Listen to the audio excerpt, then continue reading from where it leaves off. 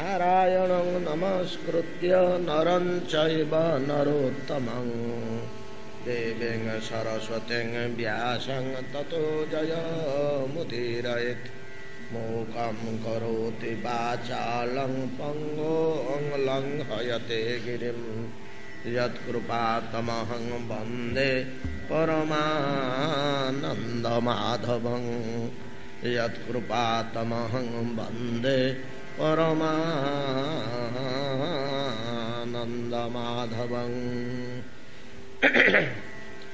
नारदस्य च संवादस्ततः प्रयव्रतं द्विजा नाभिस्ततोऽनुचरितं वृषभस्य भरतस्य च द्यूपवर्ष समुद्राणां गिरिनद्यूपवर्णनं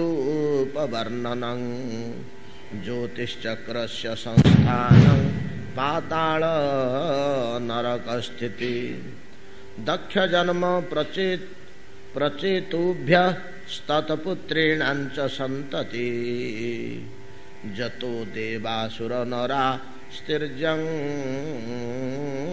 नागखगादयः।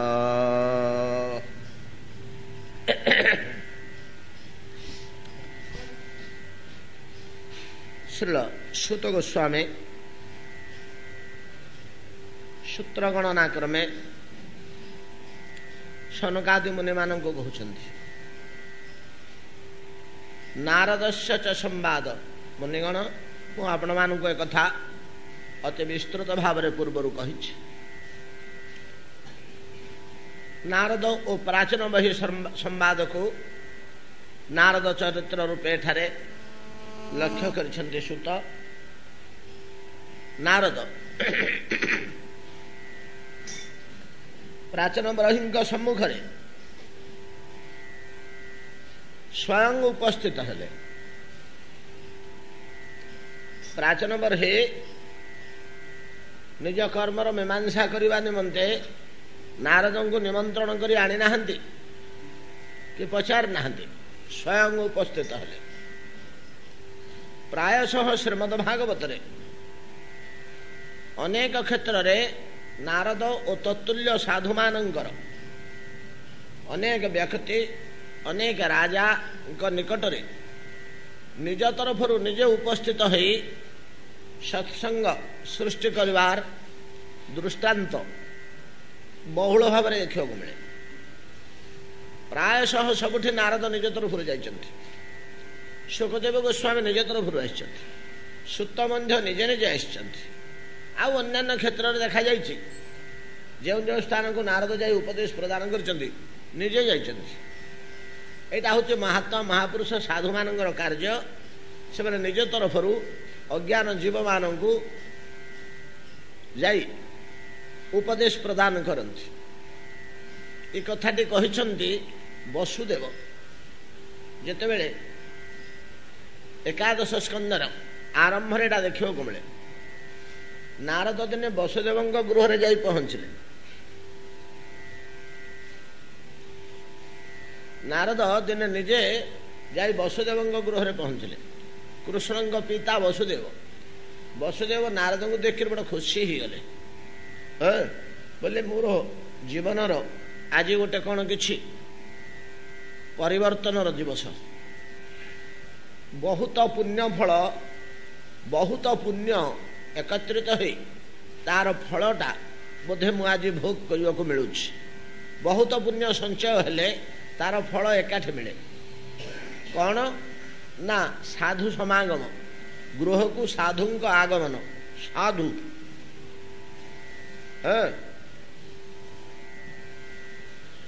रसीद बही धरी चांदा आदाय करने को जाइथिबा बाबाजी नुहे, साधु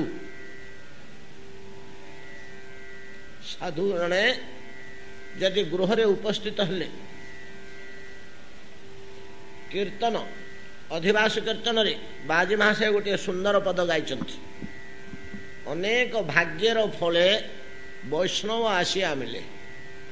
अनेक भाग्यर फले जने विष्णु भक्त गृह को आसे पहुंचती और ताहंकर आगमन गृह निमंते अत्यंत कल्याणकर।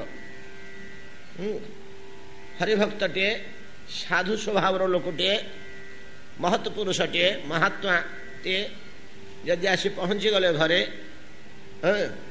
ତାହେଲେ ବଡ଼ ସୌଭାଗ୍ୟ ବୋଲି ଆମର ପୁରାଣ ଶାସ୍ତ୍ରମାନଙ୍କରେ କୁହାଯାଇଛି। ନାରଦ ଏତେ ଖୁସି ହେଇଗଲେ ଯେ, ବସୁଦେବ ଏତେ ଖୁସି ହେଇଗଲେ ଯେ ସେ ସେଠି ଗୋଟିଏ ପଦ କହିଛନ୍ତି, ମହଦ୍ବି ଚଳନମ ନୃଣାମ ଗୃହୀଣାମ ଦୀନ ଚେତସାମ ନିଶ୍ରେୟସାୟ ଭଗବନ କଳ୍ପନେ ନାନ୍ୟଥା କ୍ୱଚିତ୍। ଏ ଶ୍ଲୋକଟି କହିଛନ୍ତି ନାରଦଙ୍କର ପାଦ ପୂଜା କରି କୃତକୃତ୍ୟ ଅବସ୍ଥାରେ ଆନନ୍ଦରେ ନାରଦଙ୍କ ଆଗମନରେ ଖୁସି ହେଇ ନିଜ ଗୃହକୁ, ମୋର ଗୃହ ଆଜି ପବିତ୍ର ହେଇଗଲା, ମୋର ଭାଗ୍ୟର ପରିବର୍ତ୍ତନ ଘଟିବ, ବହୁତ ପୁଣ୍ୟର ଫଳ ମୁଁ ଆଜି ଏକତ୍ର ଭୋଗ କରିବାକୁ ଯାଉଛି, ଯେ ସଞ୍ଚିତ ପୁଣ୍ୟ ଗୁଡ଼ିକର ଫଳ ଆଜି ଭୋଗ ହେଉଛି। କ'ଣ ହେଲା ହଉ ନା, ନାରଦଙ୍କ ଭଳିଆ ଜଣେ ମହାନ ହରିଭକ୍ତ ମୋ ଗୃହରେ ଆସି ପହଞ୍ଚି ଯାଇଛନ୍ତି, ୟାଠୁ ବଡ଼ ସୌଭାଗ୍ୟ ଆଉ କିଛି ନାହିଁ ଜୀବନ ନିମନ୍ତେ। ସେଠି ସେ କହିଛନ୍ତି ମହଦ୍ବି ଚଳନମ ନୃଣାମ ଗୃହୀଣାଙ୍ଗ ଦୀନ ଚେତସାମ। ମହଦ୍ବି ଚଳନମ, ମହତ୍ ମହାପୁରୁଷ, ମହାତ୍ମା, ହରିଭକ୍ତ, ବୈଷ୍ଣବ, ସାଧୁ, ସନ୍ନ୍ୟାସୀ, ଏମାନଙ୍କ ବିଚଳନ, ଘରେ ଆସି ପହଞ୍ଚିବା। କାହାର ଗୃହରେ ନା ଗୃହୀଣାଙ୍ଗ, ଗୃହସ୍ଥାଶ୍ରମରେ, ଦୀନ ଚେତସାମ। ଦୀନ ଚେତସା ବୋଲି କାହିଁ କହିଲେ ନା, ଗୃହସ୍ଥାଶ୍ରମରେ ଇଚ୍ଛା ନଥାଇକିରି ମଧ୍ୟ ଅନେକ ଅପକର୍ମ କରିବାକୁ ଜୀବ ବାଧ୍ୟ ହୁଏ। ସେ ବୁଝେ ଏଟା କର୍ତ୍ତବ୍ୟ ନୁହେଁ, ଏଟା କରଣୀୟ ନୁହେଁ, ତଥାପି କରିବାକୁ ବାଧ୍ୟ ହୁଏ। 5 ଜଣଙ୍କୁ ସନ୍ତୁଷ୍ଟ କରି, 5 ଜଣଙ୍କର ଇଚ୍ଛାକୁ ପୂରଣ କରି ଗୃହସ୍ଥାଶ୍ରମୀ ଜୀବନଯାପନ କରିବାକୁ ବାଧ୍ୟ ହେଉଥାଏ। ତ ତେଣୁ ଏ କହୁଛନ୍ତି ମହଦ୍ବି ଚଳନଂ ନୃଣାଂ ଗୃହୀଣାଂ ଦୀନ ଚେତସମ୍ ନିଶ୍ରେୟସାୟ ଭଗବାନ। ହେ ଭଗବାନ, ହେ ନାରଦ, ଗୃହସ୍ଥାଶ୍ରମୀର ନିଶ୍ରେୟସ, ପରମ କଲ୍ୟାଣ ନିମନ୍ତେ ସାଧୁଙ୍କ ଉପସ୍ଥିତି। କଳ୍ପନେ ନାନ୍ୟଥା କରୁଛି, ତାଙ୍କ ନିଜ ସ୍ୱାର୍ଥ ପାଇଁ ଆସିନଥାନ୍ତି। କାରଣ ପ୍ରକୃତ ମହାତ୍ମା, ସାଧୁ ଓ ହରିଭକ୍ତଙ୍କର କୌଣସି ନିଜସ୍ୱ ସ୍ୱାର୍ଥ ଥାଏ ନା। ବୈଷୟିକ କିମ୍ବା ପାରମାର୍ଥିକ ସ୍ୱାର୍ଥ ହାସଲ କରିବାକୁ ସେ ଗୃହସ୍ଥ ଦ୍ୱାରକୁ ଯାଇନଥାନ୍ତି। ଆଉ କ'ଣ ପାଇଁ ଯାଇଥାନ୍ତି ନା, ଗୃହସ୍ଥାଶ୍ରମରେ ଥିବା ବ୍ୟକ୍ତିଙ୍କର ନିଶ୍ରେୟସ, ପରମ କଲ୍ୟାଣ ସମ୍ପାଦନ କରିବା ପାଇଁ ଯାଇଥାନ୍ତି। ଏ ଶ୍ଲୋକଟି ଏଡ଼େ ମହନୀୟ ଓ ମୂଲ୍ୟବାନ ଶ୍ଲୋକ ଯେ ଚୈତନ୍ୟ ଚରିତାମୃତ ଏହାକୁ ଅନୁବାଦ କରିଛନ୍ତି। ଚୈତନ୍ୟ ଚରିତାମୃତରେ ଅନୁବାଦ ଅଛି। କବିରାଜ ଗୋସ୍ୱାମୀ ଏ ଶ୍ଲୋକର ତାତ୍ପର୍ଯ୍ୟକୁ ଅନୁଭବ କରି ନିଜ ରଚନା ଭିତରେ ସଂଯୋଜିତ କରିଛନ୍ତି। ମହାନ୍ତ ସ୍ୱଭାବ ହୟ ଐଛନ ପ୍ରକାର ତଭୁ ନିଜ କାଜ ନାହିଁ ଜାନ ପର ଘର। ମହାନ୍ତ ସ୍ୱଭାବ ହୟ ଐଛନ ପ୍ରକାର ତଭୁ ନିଜ କାଜ ନାହିଁ ଜାନ ପର ଘର। ଏ ଶ୍ଲୋକଟିର ଅର୍ଥ ଏ ପ୍ରକାର କରି ଗ୍ରହଣ ସଂଗ୍ରହ କରିଛନ୍ତି ଭାଗବତ। ଅତଏବ ସ୍ୱତରଫରୁ ନାରଦ ପ୍ରାଚୀନ ବରହୀଙ୍କ ନିକଟରେ ଆସି ପ୍ରାଚୀନ ବରହୀଙ୍କର ଜୀବନଧାରାକୁ ବଦଳେଇ ଦେଲେ। ପ୍ରାଚୀନ ବରହୀ ବେଦାଚାର୍ଯ୍ୟମାନଙ୍କର ବୁଦ୍ଧିରେ ଚାଳିତ ହୋଇ ସେ ଭାବିଥିଲେ ଯେ ଯାଗଯଜ୍ଞ, ପଶୁପାତ, ଭୂରି ଭୋଜନ ଏଗୁଡ଼ାକ ହିଁ ପରମ ଧର୍ମ, ୟାଠୁ ଉର୍ଦ୍ଧ୍ୱ ଆଉ କିଛି ଧର୍ମ ଅଛି ଏକଥା ମାନେ କିଏ ବତେଇ ନଥିଲେ। ଆମେ ଆଲୋଚନା କଲେ, ଯାହା ହଉ ବହୁତ କଥା ହେଲା, ଇଏ ବତେଇଲେ, ପ୍ରତ୍ୟକ୍ଷ ଦେଖେଇ ଦେଲେ ଯମଲୋକକୁ ନେଇକରି ନାରଦ ତାଙ୍କ ଶକ୍ତି ବଳରେ ପ୍ରାଚୀନ ବରହୀଙ୍କୁ କିଛି। ପ୍ରାଚୀନ ବହି ତାର ସତ୍ୟତା ଅନୁଭବ କଲେ ଏବଂ ଆତ୍ମଜ୍ଞାନ ପ୍ରଦାନ ନିମନ୍ତେ ତାଙ୍କୁ ପୁରଞ୍ଜନ ଉପାଖ୍ୟାନ କହିଲେ। ପୁରଞ୍ଜନ ଉପାଖ୍ୟାନରୁ ବହୁତ ଗୁଡ଼ିଏ ତଥ୍ୟ ଓ ଜ୍ଞାନ ଲାଭ କଲେ ପ୍ରାଚୀନ ବରହୀ। ପ୍ରାଚୀନ ବରହୀ ନାରଦଙ୍କ ଦ୍ୱାରା ଏପରି ଉଦ୍ବୁଦ୍ଧ ହେଲେ ଯେ ତାଙ୍କର ଆଚରଣ, ସ୍ୱଭାବ, ଚିନ୍ତାଧାରା ସବୁ ବଦଳିଗଲା। ସମ୍ପୂର୍ଣ୍ଣ ଭାବରେ ସେ କର୍ମକାଣ୍ଡକୁ ପରିତ୍ୟାଗ କରି ଏକମାତ୍ର ବିଷ୍ଣୁ ଆରାଧନା ହିଁ ଜୀବର କର୍ତ୍ତବ୍ୟ, ହରି ସ୍ମରଣ, ହରି ସେବନ, ହରି ଉପାସନା এইটা ହିଁ ପ୍ରକୃତରେ କଲ୍ୟାଣକର। ଏ ଯାଗଯଜ୍ଞ ଗୁଡ଼ାକ କେବଳ ଅହଙ୍କାର ବିଜୃମ୍ଭିତ ବୋଲି ତାଙ୍କର ଅନୁଭବ ହେଲା ଏବଂ এই ଅନୁଭବ ହେଲା ପରେ ସେ ସର୍ବସ୍ୱ ପରିତ୍ୟାଗ ବୈରାଗ୍ୟ ଆସିଲା। ସର୍ବସ୍ୱ ପରିତ୍ୟାଗ କରିଦେଇ ଭାଗବତ ଚରଣ ଅରବିନ୍ଦ ଏକାନ୍ତ ଉପାସନା ନିମନ୍ତେ ଚାଲିଗଲେ ଅରଣ୍ୟ ଭିତରକୁ ପ୍ରାଚୀନ ମରିକି। ଯେମିତି ଆମର ସିଦ୍ଧାନ୍ତ ଦେଇଛନ୍ତି ପ୍ରହ୍ଲାଦ କଠୋର ସ୍ୱଭାବ ପିତା ହିରଣ୍ୟକଶ୍ୟପକୁ କହିଛନ୍ତି ନାନ୍ୟ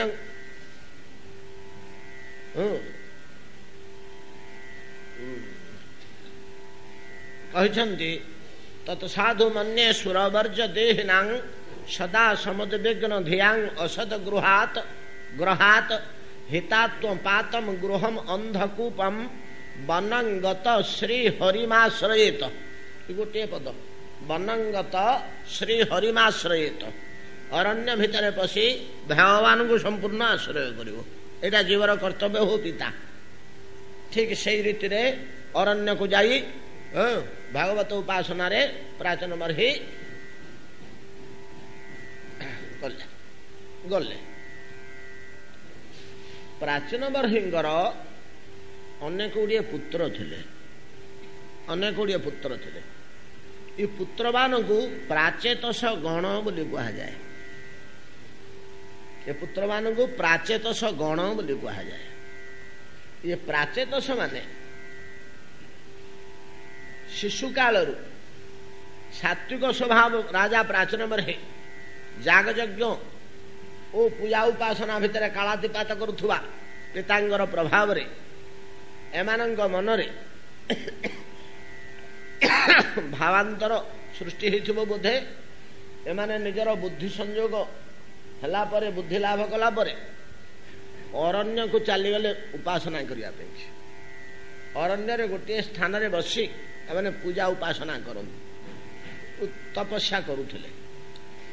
ସେମାନଙ୍କ ତପସ୍ୟାରେ ସନ୍ତୁଷ୍ଟ ହୋଇ ଭଗବାନ ଶିବ ରୁଦ୍ର ସେଠି ନିଜେ ଉପସ୍ଥିତ ହେଲେ। ରୁଦ୍ର ପ୍ରାଚେତସମାନଙ୍କୁ କେତେଗୁଡ଼ିଏ ଉପଦେଶ ପ୍ରଦାନ କଲେ। ଶିବ ଯେଉଁ ଉପଦେଶ ତକ ପ୍ରାଚେତସମାନଙ୍କୁ ପ୍ରଦାନ କରିଛନ୍ତି ଏଗୁଡ଼ାକ ଅତ୍ୟନ୍ତ ମହନୀୟ ଜିନିଷ, ଅତି ମହନୀୟ ଜିନିଷ। ଭାଗବତରେ ଏଇ 10-12ଟି ଶ୍ଲୋକ ଯାହା ରୁଦ୍ର ଶିକ୍ଷା ଦେଇଛନ୍ତି ପ୍ରାଚେତସମାନଙ୍କୁ ରୁଦ୍ର ଗୀତା ନାମରେ ଖ୍ୟାତ। ଅନେକ ମହାନ ବ୍ୟକ୍ତି ବିଦ୍ୱାନ ଏ ରୁଦ୍ର ଗୀତାଟିକି ଆକଣ୍ଠ ଆମୂଳଚୂଳ ଆମେ ଯେମିତି ଜଗନ୍ନାଥାଷ୍ଟକ ଘୋଷିକିରି ମନେ ରଖୁଛେ ପୁରୀବାସୀ ଗଣ ଏବଂ ସକାଳୁ ଉଠି ଶଯ୍ୟା ତ୍ୟାଗ କରି ତାକୁ ଗାନ କରୁଛେ, ସେମିତିକା ଅନେକ ବିଦ୍ୱାନ ବ୍ୟକ୍ତି ଏ ରୁଦ୍ର ଗୀତାଟି ଯେଉଁମାନଙ୍କର ଟିକେ ଶିବପ୍ରିୟ, ଯେଉଁମାନେ ଶିବ ଉପାସନା ଶିବଙ୍କ ପ୍ରତି ଟିକେ ଆକର୍ଷଣ ଅଧିକ, ସେମାନେ ରୁଦ୍ର ଗୀତା ପ୍ରାଚେତସମାନଙ୍କୁ ଯାହା ଶିକ୍ଷା ଦେଇଥିଲେ ଶିବ ତାକୁ କଣ୍ଠସ୍ଥ କରି ହୃଦୟସ୍ଥ କରି ପ୍ରତ୍ୟହ ସକାଳୁ ପୂଜା ଉପାସନା ସମୟରେ ରୁଦ୍ର ଗୀତା ପାଠ କରନ୍ତି। ଗୋଟେ ବିଶେଷ ତାତ୍ପର୍ଯ୍ୟପୂର୍ଣ୍ଣ କଥାଟିଏ ଏ ରୁଦ୍ର ଗୀତା। ଯେମିତି ରାମାୟଣରେ ରାମ ଗୀତା ସେମିତି ଭାଗବତରେ ଗୋଟେ ରୁଦ୍ର ଗୀତା। ରୁଦ୍ରଙ୍କ ଉପଦେଶରେ ପ୍ରାଚେତସମାନେ ଏତିକି ଅନୁଭବ କଲେ ଯେ ଭଗବାନ ଶ୍ରୀହରିଙ୍କର ଆରାଧନା ହିଁ ଜୀବର ପ୍ରଥମ କର୍ତ୍ତବ୍ୟ। ଶିବ ଏଟାକୁ ପ୍ରମାଣ କରିଛନ୍ତି ତାଙ୍କ ଗୀତାରେ। ଏହି ଜ୍ଞାନ ଲାଭ କରି ପ୍ରାଚେତସମାନେ ସମୁଦ୍ର ଭିତରେ ପ୍ରବେଶ କଲେ। ସମୁଦ୍ର ଭିତରେ ପ୍ରବେଶ କରି ଜଳସ୍ତମ୍ଭନ ପୂର୍ବକ, ଜଳସ୍ତମ୍ଭନ ବୋଲି ଗୋଟେ ବିଦ୍ୟା ଅଛି। ଆଗେ ତ ବହୁତ ପ୍ରକାରର ବିଦ୍ୟା ଥିଲା, ମାନ୍ତ୍ରିକ ବିଦ୍ୟା। କଳିର ପ୍ରଭାବରେ ଏଗୁଡ଼ିକ ସବୁ ଧୀରେ ଧୀରେ ଲୁପ୍ତ ହେଇଗଲା। ଆମେ ପଦାର୍ଥ ଜଗତକୁ ଓହ୍ଲେଇ ଆସି ତତ୍ତ୍ୱ ଜଗତ ସୂକ୍ଷ୍ମ ଜଗତକୁ ସମ୍ପୂର୍ଣ୍ଣ ଭୁଲିଗଲୁ। କେବଳ ଭୌତିକ ପଦାର୍ଥରେ ହିଁ ଆମର ବିଶ୍ୱାସ। ଏଇକ୍ଷଣି ଭୌତିକାତୀତ ପଦାର୍ଥ ଉପରେ ଆମର ସନ୍ଦେହ। ତେଣୁ ଏଗୁଡ଼ାକ ଉପରେ ଆମର ଆଉ ଜ୍ଞାନ ନାହିଁ କି ସମାଜରେ ଆମର ଏହାର ସ୍ମୃତି ଆଉ ନାହିଁ। ଜଳ ଭିତରେ ପ୍ରବେଶ କରି 2 ଘଣ୍ଟା 4 ଘଣ୍ଟା 6 ଘଣ୍ଟା 8 ଦିନ 4 ଦିନ 5 ଦିନ 3 ଦିନ ରହି ହେବ। ଜଳ ଦ୍ୱାରା କିଛି କ୍ଷତି ହେବନି ବୁଡ଼ିକିରି ପାଣିରେ। ଏହାକୁ ଜଳସ୍ତମ୍ଭନ ବିଦ୍ୟା କହନ୍ତି। ଆପଣମାନେ ଜାଣିଥିବେ ଆମେ ସୌଭରୀ ଋଷିଙ୍କର କଥା ଆଲୋଚନା କରିଛେ। ସୌଭରୀ ବହୁତ ବର୍ଷ କାଳ ଜଳ ଭିତରେ ତପସ୍ୟା କରୁଥିଲେ। ତଳକୁ 500-300 ଫୁଟ ଜଳ, ଉପରକୁ 300-500 ଫୁଟ ଜଳ, ଜଳ ମଧ୍ୟ ଦେଶରେ ବସି ଘୋର ତପସ୍ୟା କରୁଥିଲେ ଜଳସ୍ତମ୍ଭନ ପୂର୍ବକ। ଆପଣମାନେ ଶୁଣିଛନ୍ତି ଦୁର୍ଯ୍ୟୋଧନ ଯୁଦ୍ଧ ଶେଷରେ ଜାନୁଭଙ୍ଗ ପୂର୍ବରୁ କୁରୁକ୍ଷେତ୍ରର କୌଣସି ପୁଷ୍କରଣୀ ମଧ୍ୟରେ ପ୍ରବେଶ ପୂର୍ବକ ଜଳସ୍ତମ୍ଭନ କରି ତା ଭିତରେ ଆତ୍ମଗୋପନ କରିଥିଲେ, ଲୁଚିଥିଲେ। ଶୁଣିବାକୁ ମିଳେ। ଜଳସ୍ତମ୍ଭନ ତାକୁ କୁହାଯାଏ ଜଳସ୍ତମ୍ଭନ ବିଦ୍ୟା। ଏଗୁଡ଼ିକ ଏ ଜଳସ୍ତମ୍ଭନ କରି ପ୍ରାଚେତ ସେମାନେ ସମୁଦ୍ର ଭିତରେ ଅନେକ କାଳ ତପସ୍ୟା କଲେ। ସେମାନଙ୍କ ତପସ୍ୟାରେ ଭଗବାନ ଶ୍ରୀହରି ସନ୍ତୁଷ୍ଟ ହେଲେ। ସନ୍ତୁଷ୍ଟ ହୋଇ ଆସି ତାଙ୍କୁ ଦର୍ଶନ ଦେଲେ ଓ ପ୍ରାଚେତ ସେମାନଙ୍କୁ ବର ଯାଚିଲେ। ତୁମାନେ ବର ମାଗ। ପ୍ରାଚେତ ସେମାନେ ଯେଉଁ ବର ମାଗିଥିଲେ, ଆଜ୍ଞା ଆମ କଳ୍ପନାକୁ ସେଇଟା ପଶିବନି, ଆମେ କଳ୍ପନା କରିପାରିବାନି। କ'ଣ ବର ମାଗିଥିଲେ ଜାଣନ୍ତି? କହିଥିଲେ ପ୍ରଭୁ ହେ ଏଇ ବର ଆମକୁ ଦିଅନ୍ତୁ ଯେ ଆମେ କେତେବେଳେ ଆପଣଙ୍କ କୃପା ଲାଭ କଲେ କିଛି ବର ମାଗିବୁ, ଏଇ ସ୍ପୃହାଟା ଆମର ଲୋପ ହେଇଯାଉ, ନଷ୍ଟ ହେଇଯାଉ। ବୁଝିପାରିଲେ କି ନାଇଁ କଥାଟା? ଟିକେ ବୁଝନ୍ତୁ।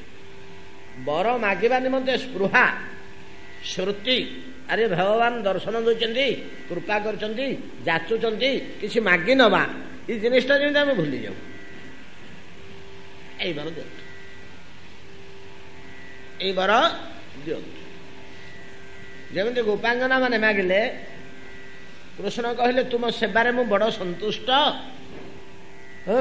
ଆଉ ତୁମ ସେବାର ଋଣ ପରିଶୋଧ କରିବାକୁ ମୁଁ ଚାହୁଁଛି, କିଛି ମାଗିନିଅ। ଏମାନେ ମାଗିଲେ ପ୍ରଭୁ ଆପଣଙ୍କ ସେବା ଆମକୁ ସବୁବେଳେ ମିଳୁଥାଉ, ଏ ବର ଦିଅନ୍ତୁ। କିନ୍ତୁ ସେବାକୁ ପରିଶୋଧ କରିବା ପାଇଁ କି ସେବା ଋଣ ଏତ ବର ଯାଚୁଛନ୍ତି, ସିଏ ମାଗୁଛନ୍ତି କ'ଣ ନା ଆପଣଙ୍କ ସେବା ସବୁବେଳେ ମିଳୁଥାଉ। ସେମିତିକା ଭଗବାନ ପ୍ରଚେତ ସେମାନଙ୍କୁ ବର ଯାଚୁଛନ୍ତି ଯେ ପ୍ରାଚେତ ସେମାନ ତୁମେ କିଛି ନିଅ, ମାଗିନିଅ, ମୁଁ ସନ୍ତୁଷ୍ଟ ତମ ଉପରେ। ଇଏ କହୁଛନ୍ତି ବର ଭଗବାନଙ୍କଠୁ ମାଗି ନେବାକୁ ହଏ, ଏଇଟା ଆମେ ଭୁଲି ଯାଉ, ଆମ ଶ୍ରୁତିରୁ ଲୋପ ପାଇଯାଉ। ଆପଣଙ୍କଠୁ କିଛି ମାଗି ନେବା ପାଇଁ କି ସ୍ପୃହା, ଲାଳସା, ସ୍ପୃହା ଲାଳସା କହିଲେ ତ ବହୁତ ତଳକୁ ପଳେଇ ଆସିଲା, ବିସ୍ତୃତ ଆମେ ହେଇଯାଉ। ବର ମାଗିବାର କୌଣସି ଆମ ଦ୍ୱାରା କେତେବେଳେ ହେଲେ କୌଣସି ବର ପ୍ରାର୍ଥନା ନ ହଉ, ଏ ବର ଆମକୁ ଦିଅନ୍ତୁ। ତେଣୁ ଏଥିରୁ ପ୍ରାଚେତ ସେମାନଙ୍କର ମହତ୍ଵ, ତାତ୍ପର୍ଯ୍ୟ ଏବଂ ଗୁଣାତୀତ ଅବସ୍ଥା କଳ୍ପନା କରନ୍ତୁ। ଆଉ ମଧ୍ୟ ପୁରାଣ ଜଗତରେ ପ୍ରାଚେତ ସେମାନଙ୍କର ଗୋଟେ ଉତ୍ତମ ସ୍ଥାନ ଅଛି।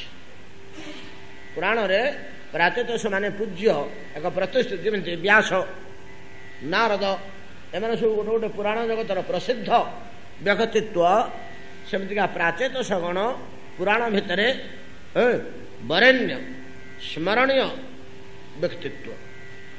ଯାହା ହଉ ବର୍ତ୍ତମାନ ଭଗବାନ ବିଷ୍ଣୁଙ୍କର ଦର୍ଶନ ପାଇ ପ୍ରାଚେତ ସେମାନେ ବଡ଼ ସନ୍ତୋଷ ହେଲେ, ସେମାନଙ୍କର ମନ ନୟନ ଚରିତାର୍ଥ ହେଇଗଲା।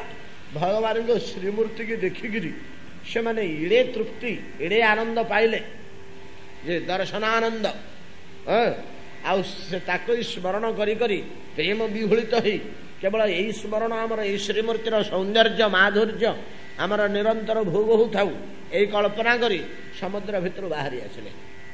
ସମୁଦ୍ର ଭିତରୁ ବାହାରି ଆସି ଯେତେବେଳେ ଅରଣ୍ୟରେ ପ୍ରବେଶ କରନ୍ତି, ଦେଖିଲେ ଏ ସମଗ୍ର ପୃଥିବୀ ଭୂମଣ୍ଡଳ ମର୍ତ୍ତ୍ୟ, 14 ବ୍ରହ୍ମାଣ୍ଡ ଭିତରୁ ମର୍ତ୍ତ୍ୟପୁରଟା, ମାଟିର ପୋର୍ସନଟା, ଏଗୁଡ଼ାକ ବଡ଼ ବଡ଼ ତୁଙ୍ଗ ବୃକ୍ଷରାଜି, ବିଶାଳ ବିଶାଳ ଦ୍ରୁମମାନଙ୍କ ଦ୍ୱାରା ଏପରି ନିଘଞ୍ଚ ହେଇଛି ଏବଂ ଏମାନେ ଆକାଶକୁ ଟପିକିରି ଉପରକୁ ଉଠିଛନ୍ତି। ବୃକ୍ଷ ଗୁଡ଼ାକ, ଏ ଯେଉଁ ଗଛ ଗୁଡ଼ାକ, ବଡ଼ ବଡ଼ ତରୁ, ଦ୍ରୁମ, ଏସବୁ ଗୁଡ଼ାକ ଏପରି ଭାବରେ ପରିବର୍ଦ୍ଧିତ ହୋଇଛନ୍ତି,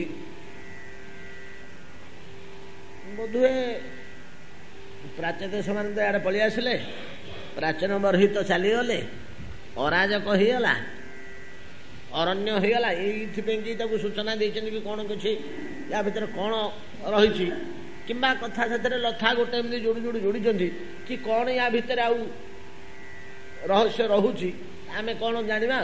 କିନ୍ତୁ ୟା ଭାଗବତ କହୁଛନ୍ତି ବୃକ୍ଷ ଗୁଡ଼ାକ ବହୁତ ଉର୍ଦ୍ଧ୍ୱକୁ ଉଠୁଛନ୍ତି। ପ୍ରାଚ୍ୟ ସେମାନେ ଯେତେବେଳେ ସମୁଦ୍ର ଭିତରୁ ବାହାରେ କୂଳକୁ ଆସିଲେ, ଚତୁର୍ଦିଗକୁ ନିରୀକ୍ଷଣ କଲେ ଯେ ଆରେ ଏ ବୃକ୍ଷ ଗୁଡ଼ାକ କ'ଣ ଏମିତି ବଢ଼ିଛନ୍ତି, ଦେହକୁ ଦେହ ଲାଗିକିରି ସାନ୍ଧି ହେଇକିରି ନିଗଞ୍ଚ ଭାବରେ ପୃଥିବୀ ଉପରେ ରହିଛନ୍ତି। ଇଆଡ଼େ ପର୍ବତକୁ ଟପିକିରି ସେମାନଙ୍କର ଚୂଡ଼ା ଆକାଶକୁ ଉଠିଛି। ଏମାନେ ଚିନ୍ତା କଲେ ଯେ ବର୍ତ୍ତମାନ ଯାତାୟାତ ପାଇଁକି ପଥ ମୃତ୍ତିକା ଉପରେ ମାଟି ଉପରେ ନାହିଁ। କିନ୍ତୁ ଏକଥା କୁହାହେଇନି, କୁହାହେଇଛି ଯେ ମନୁଷ୍ୟମାନଙ୍କର ସ୍ୱର୍ଗଗାମୀ ଗମନର ପଥକୁ ରୋଧ କରି, ସ୍ୱର୍ଗ ଗମନର ପଥକୁ ରୋଧ କରି ବୃକ୍ଷମାନେ ସ୍ୱର୍ଗ ପଥକୁ ଯେମିତି ରୁଦ୍ଧ କରିଦେଇଛନ୍ତି।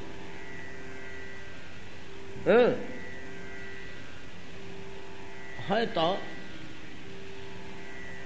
ଜୀବଜଗତ ତ ବୃକ୍ଷଲତାଠୁ ଆରମ୍ଭ। ପ୍ରଥମେ ତ ଜୀବଟା ବୃକ୍ଷ ରୂପେ ଆତ୍ମପ୍ରକାଶ କରିବ, ବୃକ୍ଷରୁ କୀଟ ପତଙ୍ଗକୁ ଆସିବ, କୀଟ ପତଙ୍ଗରୁ ଜଳଚର, ମାଛ, ବେଙ୍ଗ, କଇଁଛ, ସରୀସୃପ, ସେଇଠୁ ପକ୍ଷୀ, ସେଇଠୁ ପଶୁ, ସେଇଠୁ ବାନର, ସେଇଠୁ ମଣିଷ। ଏଇ କ୍ରମରେ ତ ଜୀବ ଗୁଡ଼ାକ ବିକଶିତ ହେବେ। ଏଇଠି ବୋଧେ ଜୀବ ବିକଶିତ ପ୍ରକ୍ରିୟାଟା, ମନୁଷ୍ୟ ଆଡ଼କୁ ଗତି କରିବା ପ୍ରକ୍ରିୟାଟା ବୃକ୍ଷ ସ୍ଥାନରେ କୌଣସି କାରଣରୁ ରୋଧ ହେଇଯାଇଛି। କ'ଣ ବୁଝିପାରିଲେ ନା? ଏଇଟା ବୃକ୍ଷମାନଙ୍କର ପରିବର୍ଦ୍ଧିତ ଅବସ୍ଥା। ହାଉଡ଼ା ପ୍ରଚୁର ଭାବରେ ବଢ଼ିଛନ୍ତି। ଆଉ ଏଥିରେ ପ୍ରାଚୀନ ସେମାନଙ୍କ ମନରେ କ୍ରୋଧ ଆସିଲା। ଏ କୁହାଯାଇଛି କାହିଁକି କ୍ରୋଧ ଆସିଲା ତାର କିଛି କାରଣ କୁହାହେଇନି। ପ୍ରାଚୀନ ସେମାନଙ୍କ ଆଗରେ କ୍ରୋଧ ଆସିଲା, ହାଏ ବୃକ୍ଷ ଗୁଡ଼ାକ ତମେ କ'ଣ ଏମିତି ବଢ଼ିଯାଇଛ, ସ୍ୱର୍ଗପଥ ରୋଧ କଲଣି, ତମେ ଉତ୍ପାତ ହେଉଛ କ'ଣ? ଏମିତି ରାଗିଲେ। ରାଗିକିରି ପ୍ରାଚୀନ ସଗଣ କ'ଣ କଲେ? ବୋଧହୁଏ ପ୍ରାଚୀନ ସେମାନେ ସଂଖ୍ୟାରେ 10। ପ୍ରାଚୀନ ସେମାନେ ଭାଇମାନେ ସଂଖ୍ୟାରେ 10 ବୋଧେ, 10 ପ୍ରାଚୀନ ସବୁ। ଏମାନେ କ'ଣ କଲେ? ତାଙ୍କର ମୁଖରୁ ଅଗ୍ନି ସୃଷ୍ଟି କଲେ, ଫୁତ୍କାର କଲେ, ଫୁ କରି କ୍ରୋଧିତ ଅବସ୍ଥାରେ ଫୁତ୍କାର କରନ୍ତେ। ସେମାନଙ୍କ ମୁଖରୁ ଯେଉଁ ଅଗ୍ନି ନିର୍ଗତ ହେଲା, ସେ ଅଗ୍ନିରେ ବୃକ୍ଷ ଗୁଡ଼ାକ ସବୁ ଜଳିବାକୁ ଲାଗିଲେ, ଭସ୍ମୀଭୂତ ହେଲେ। ଭସ୍ମୀଭୂତ ହେଇକରି ବହୁତ ବୃକ୍ଷ ସେ ଜାଳି ପଡ଼ି ଭସ୍ମୀଭୂତ କରିଦେଲେ। ସମଗ୍ର ବୃକ୍ଷଲତା ଜାତିକି ଜାଳିଦେବା ନିମନ୍ତେ ଏଇଟା ବ୍ରହ୍ମା ଯେତେବେଳେ ପୃଥିବୀର ଏମିତିକା ଅବସ୍ଥା ଦେଖିଲେ, ବ୍ରହ୍ମାଣ୍ଡ ତ ତାଙ୍କର ନା, ସେ ତିଆରି କରିଛନ୍ତି। ଯେତେବେଳେ ପୃଥିବୀରେ ଏଇଭଳିଆ ଗୋଟେ ବିଶୃଙ୍ଖଳା ଦେଖିଲେ ସେମାନେ, ମାନେ ବ୍ରହ୍ମା ଦେଖିଲେ, ସେତେବେଳେ ବ୍ୟସ୍ତ ହୋଇକରି ସେ ଓହ୍ଲେଇ ଆସିଲେ। ପ୍ରାଚୀନ ସେମାନଙ୍କୁ ବହୁତ ବୁଝେଇ ବାଝେଇକରି ଶାନ୍ତ କଲେ। ପ୍ରାଚୀନ ସେମାନଙ୍କୁ ବହୁତ ବୁଝେଇକରି ଶାନ୍ତ କଲେ। ବୋଲେ ଏମିତି ଉଗ୍ର ହେଲେ ଚଳେ କି? ଆଉ ତୁମେମାନେ ସ୍ଥିର ହୁଅ, ତୁମେ ହରିଭଜନ କରିଛ, ତୁମେ ଭଗବାନଙ୍କ କୃପା ପ୍ରାପ୍ତ ହୋଇଛ। କିଛି ଗୋଟେ କିଛି ଘଟିଗଲା, ବିଶୃଙ୍ଖଳା କାର୍ଯ୍ୟ, ଯେ ନିୟମ ଭଙ୍ଗ ଗୋଟେ ହେଇଗଲା। ନିୟମ ଭଙ୍ଗଟେ ହେଇଗଲେ ଶାନ୍ତ ସମାହିତ ଚିତ୍ତରେ ତାକୁ ଉପଯୁକ୍ତ ବିଚାର କରି ନିୟନ୍ତ୍ରଣ କରାଯାଏ ସିନା। କ୍ରୋଧ ଜର୍ଜରିତ ଚିତ୍ତରେ ସବୁ ଧ୍ୱଂସ କରାଯାଏ କି? ନିୟମର ବ୍ୟତିକ୍ରମ ତ ହଏ। ଏଇଟା ଗୋଟେ ମୂଲ୍ୟବାନ କଥା ଟିକେ କହିଛନ୍ତି। ତା ଭିତରୁ 16 କୋଟି ବ୍ରହ୍ମାଙ୍କର ନୀତି ବାକ୍ୟ ଭଳିଆ ଏଇଟି ଆମର ଗ୍ରହଣୀୟ। ଏଇ ବାକ୍ୟଟି ଆମମାନଙ୍କର ଗ୍ରହଣୀୟ। ଇଏ କ'ଣ କହୁଛନ୍ତି? କୌଣସି ନିୟମର ଯଦି ବ୍ୟତିକ୍ରମ ଘଟିଲା, କିଛି ଗୋଟେ ଗୋଳମାଳ ହେଇଗଲା, କି କିଛି ଭୁଲଭାଲ କରିଦେଲା, ଶାନ୍ତ ଓ ସମାହିତ ଚିତ୍ତରେ ତାକୁ ସମାଧାନ କରାଯାଏ। ଏଇଟା ହେଉଛି କର୍ତ୍ତବ୍ୟ। କ୍ରୋଧିତ ଅବସ୍ଥାରେ ତାକୁ ଧ୍ୱଂସ ବିଧ୍ୱସ୍ତ କରାଯାଏ ନା, ଏହା କର୍ତ୍ତବ୍ୟ ନୁହେଁ। ଆମମାନଙ୍କ ଜୀବନରେ, ଆମର ପରିବାର ଭିତରେ, ସମାଜ ଭିତରେ, ନାଇଁ କି ଅନୁଷ୍ଠାନ ଭିତରେ ସମୟ ସମୟ ଅନେକ ସମୟରେ ନିୟମ ବେନିୟମ ହେଇଯାଉଛି। ଏ ବେନିୟମ ହେଇଗଲେ ଅନେକ କ୍ଷେତ୍ରରେ ଆମେ କ'ଣ କରୁଛୁ? କ୍ରୋଧ ଜର୍ଜରିତ ଅବସ୍ଥାରେ ନାନା ପ୍ରକାର ପରିସ୍ଥିତି ସୃଷ୍ଟି କରିଦେଉଛୁ। ସେଥିରେ ବହୁ ଲୋକ ବହୁ ପୀଡ଼ା ପାଉଛନ୍ତି, ବହୁ କ୍ଷତି ହେଉଛି, ବହୁ ପରିସ୍ଥିତି ସୃଷ୍ଟି ହେଉଛି। ବ୍ରହ୍ମା କହୁଛନ୍ତି এই প্রকার কৌশি ব্যতিক্রম ঘটিলে, গতানুগতিক ধারার কৌশি ব্যতিক্রম ঘটিলে শান্ত ও সমাহিত চিত্তরে ତାକୁ ସମାଧାନ କରାଯାଏ, ନିୟନ୍ତ୍ରଣ କରାଯାଏ, ଧ୍ୱସ୍ତ ବିଧ୍ୱସ୍ତ କରାଯାଏ ନା। ଏଇଟାକୁ ପ୍ରଚେତସାମାନେ ଗ୍ରହଣ କଲେ। ଏଇଠି ପ୍ରଚେତସାମାନେ ଦବେଇଲେ ବ୍ରହ୍ମାଙ୍କ ଆଗରେ। ବୋଲେ ହଁ ସତ କଥା। ଆମେ ଯେଉଁ ହଠାତ୍ କ୍ରୋଧିତ ହୋଇ ଧ୍ୱଂସକ୍ରିୟା ଆରମ୍ଭ କରିଥିଲୁ, ଏଇଟା କେଉଁଠି ହେଲେ କରଣୀୟ ନୁହେଁ। ବୋଧେ ଲୋକ ଶିକ୍ଷା ଦେବା ନିମନ୍ତେ ସେଇଠୁ ଶାନ୍ତ କରେଇ ବୃକ୍ଷମାନଙ୍କ ସହ ପ୍ରଚେତସାମାନଙ୍କର ତ ବନ୍ଧୁତା ମିତ୍ରତା ସ୍ଥାପନ କଲେ। ବ୍ରହ୍ମା ଚେଷ୍ଟା କରି ବୃକ୍ଷମାନଙ୍କୁ ଗୋଟିଏ ନିର୍ଦ୍ଦେଶ ଦେଲେ। ଏ ବୃକ୍ଷମାନଙ୍କର ଗୋଟିଏ କନ୍ୟା ଥିଲା, ତା ନାଁ ହେଉଛି ମାରିସା। ସେ କନ୍ୟାଟିର ନାମ ହେଉଛି ମାରିସା। ବୋଧହୁଏ କନ୍ୟାଟିର ଜନ୍ମ ସମ୍ବନ୍ଧରେ ପୂର୍ବରୁ ଗୋଟେ ରହିଛି ଭାଗବତ ଭିତରେ। ଏ ମାରିସା କେମିତି ଜାତ ହୋଇଥିଲେ? ବୃକ୍ଷର ପତ୍ରରେ ଥିଲେ ଏ କନ୍ୟା, ଇଏ କାନ୍ଦୁଥିଲେ। ସୋମ ଚନ୍ଦ୍ରମା ସେ ଆସି ତାଙ୍କର ଅମୃତ ନିଃସନ୍ଦିନୀ ଆଙ୍ଗୁଳିଟି ମାତୃସ୍ତନ୍ୟ ତିଲ ତାଙ୍କ ପାଟିରେ ଦେବାରୁ ସେ ଶିଶୁ ସେ ଅମୃତ ପାନ କରି ସେ ଅଙ୍ଗୁଳିରୁ ନିର୍ଗତ ମାତୃସ୍ତନ୍ୟରୁ ଦୁଗ୍ଧ ପାନ କଲା ଭଳିଆ ସେ ଅଙ୍ଗୁଳିରୁ ଏମିତି କ'ଣ ଗୋଟେ ମାରିସାଙ୍କ ଜନ୍ମ ଭିତରେ ଭାଗବତରେ ଅଛି ପୂର୍ବରୁ। ଏଇଟା ପୁରାଣ ପ୍ରସିଦ୍ଧ କଥାଟେ। ସେଇ ମାରିସା ବୃକ୍ଷଲତାମାନଙ୍କର କନ୍ୟା। ସେଇ କନ୍ୟା ସହିତ ପ୍ରଚେତସମାନଙ୍କୁ ବିବାହ କରିବା ପାଇଁକି ବ୍ରହ୍ମା ବ୍ୟବସ୍ଥା କଲେ। ଏ କଥା କହିବାର ତାତ୍ପର୍ଯ୍ୟ ଏଠି ଗୋଟିଏ କଥା ମନେ ରଖନ୍ତୁ। ପୂର୍ବରୁ ଯେଉଁ ଆମେ ଦକ୍ଷ ଯଜ୍ଞ କଥା ପଢ଼ିଥିଲେ, ଦକ୍ଷ ଯଜ୍ଞରେ ଯେ ଦକ୍ଷଙ୍କର ମସ୍ତକ କାଟି ଗୋଟିଏ ଅଶ୍ୱମୁଖ ନାହିଁ ଛାଗ ମସ୍ତକ ବିନ୍ୟାସ କରିଥିଲେ ଶିବ। ସେଇଦିନଠୁ ଛାଗ ମସ୍ତକରେ ଦକ୍ଷ ଥିଲେ। ସେଇ ଦେହଟିକି ଦକ୍ଷ ତ୍ୟାଗ କରି ପ୍ରଚେତସାମାନଙ୍କର ଔରସରେ ଏ ମାରିସାଙ୍କ ଗର୍ଭରେ ଦକ୍ଷ ଦ୍ୱିତୀୟ ଜନ୍ମ ନେଇଥିଲେ। ଦକ୍ଷ ଦ୍ୱିତୀୟ ଜନ୍ମ ନେଇଥିଲେ। ଏ ଦ୍ୱିତୀୟ ଜନ୍ମ ଯେଉଁ ଦକ୍ଷ ନେଇଥିଲେ, ଛାଗ ମସ୍ତକଟା ହେଲା ତ, ତେଣୁ ସେ ଦେହଟାକୁ ତ୍ୟାଗ କରିଦେଲେ। ସେଟା ତ ମହାତେଜିଆନ ତପସ୍ୱୀ ଗୁଡ଼ାକ ଥିଲେ, ସିଦ୍ଧି ଥିଲା ସେମାନଙ୍କର, ସେମାନେ ଏଟା କରିପାରୁଥିଲେ। ଏଠି ଦେହଟାକୁ ତ୍ୟାଗ କରିଦେଇ ଅମୁକ ଗୃହରେ ଅମୁକ ମା ପେଟରେ ଜନ୍ମ ହେବା ଶକ୍ତି ସେମାନଙ୍କର ଥିଲା। ସେମାନେ ସେ କୌଶଳ ଜାଣିଥିଲେ। ତପୋ ବଳରେ ଯୋଗ ବଳରେ ଦକ୍ଷ ଏଠି ଆସିକରି ଜନ୍ମ ହେଲେ। ଦକ୍ଷଙ୍କର ଦିଟା ଜନ୍ମ ଅଛି, ବ୍ୟାସଙ୍କର ମଧ୍ୟ ଦିଟା ଜନ୍ମ ଅଛି ବୋଲି ୟା ଦେହରେ ଗବେଷଣା ସାପେକ୍ଷ। ଗୋଟେ ସ୍ଥାନରେ ଦେହ ତ୍ୟାଗ କରି ଆଉ ଗୋଟେ ସ୍ଥାନରେ ବ୍ୟାସ ଜନ୍ମ ହୋଇଛନ୍ତି। ଆଚ୍ଛା, ନାରଦଙ୍କର ହେଇଛି ଆମେ ଜାଣିଛେ ନାଇଁ କି? ନାରଦ ଥିଲେ ଦାସୀ ପୁତ୍ର, ସେଟା ଦେହ ତ୍ୟାଗ କରି ବ୍ରହ୍ମାଙ୍କ ମାନସ ପୁତ୍ର ହେଇଛନ୍ତି। ଏତେ ଉଚ୍ଚ ସ୍ତରକୁ ଉଠିଛନ୍ତି ଯେ ଭଗବାନଙ୍କର କଳା ତାଙ୍କ ଭିତରେ ପ୍ରବେଶ କରିକିରି ଭଗବାନଙ୍କ ଗୋଟିଏ ଆବେଶାବତାର ରୂପେ ମଧ୍ୟ ନାରଦ ଗୃହୀତ ହେଉଛନ୍ତି। ବ୍ୟାସ ଯେମିତି ନାରଦ ସେମିତି 24 ଅବତାର ଭିତରେ ଅଛି ଯେ ନାରଦଙ୍କର ଏ ବି ଗୋଟିଏ ଅବତାର। ଯେମିତି ପୃଥୁଙ୍କ କଥା ଆମେ ପଢ଼ିଲେ ଭଗବାନଙ୍କର ଗୋଟିଏ କଳା, କିନ୍ତୁ ଆବେଶ ନୁହନ୍ତି ଜନ୍ମରୁ। କିନ୍ତୁ ନାରଦ ଆବେଶ ଅବତାର। ଯାହା ହଉ, ବ୍ୟାସଙ୍କ କଥା କାହିଁକି କହୁଛି ଏଇଟା ମୁଁ ସୁନିଶ୍ଚିତ କରି କହିପାରୁନି। ଆଉ ସମୟ ହେଲାନି, ନାନା ଜଞ୍ଜାଳ ଭିତରେ ରହିଲା। ଗୁଡ଼େ ବହିପତ୍ର ଘାଣ୍ଟଚକଟ କରି ଖୋଜିଲେ ତ ହବ ଏଗୁଡ଼ାକ। ଅନନ୍ତ ପୁରାଣ ଆମର ସନ୍ଦେହଟା କେଉଁଠି ଅଛି ମୁଁ କହୁଛି। ଆମର ଯେଉଁ 24 ଅବତାର ବର୍ଣ୍ଣନା ହେଲା, 24 ଅବତାର ବର୍ଣ୍ଣନା ହେଲା, ଏ 24 ଅବତାର ବର୍ଣ୍ଣନାରେ 17 ନମ୍ବର ଅବତାର ହେଉଛନ୍ତି ତତୁ ସପ୍ତଦଶେ ଜାତ ସତ୍ୟବତ୍ୟାଙ୍ଗ ପରାଶରାତ ଚକ୍ରେ ବେଦ ତରୋର ଶାଖା ଦୃଷ୍ଟ୍ୱା ଲୋକଳ୍ପ ମେଧସମ। ନାଇଁ କି? 18 ନମ୍ବରରେ କୁହାହେଲା ରାମାବତାର। ତାହେଲେ ଏଇ ବାକ୍ୟ ପ୍ରମାଣ ଅନୁସାରେ ରାମାବତାର ପୂର୍ବରୁ ବ୍ୟାସାବତାର। ତାହେଲେ ବ୍ୟାସଙ୍କର ଜନ୍ମ ବା ଉତ୍ପତ୍ତି ଯଦି ରାମଙ୍କ ପୂର୍ବରୁ ହୁଏ ସତ୍ୟ ଯୁଗରେ, तेणे शांतनु प्रभृतिंगर कथा मिसेला बेलू आड़क मिसी जाऊँ एणे व्यास को आम पाचु कलिर अव्यवहित पूर्व द्वापर सरला बेलू संधि समय नहीं कि कहीं रामावतार ता पूर्वर कहीं हय तो व्यास सुदीर्घ काल जीवित थिले कहीं से मृत्यु स्पर्श करनी से गुड़ाक ये पुरुष या हेले आमको प्रमाण करियो कौठू नहले तो गोटे स्थान रे देह त्याग करी पुनर्बार देह धारण करथिले एटा भी कहियो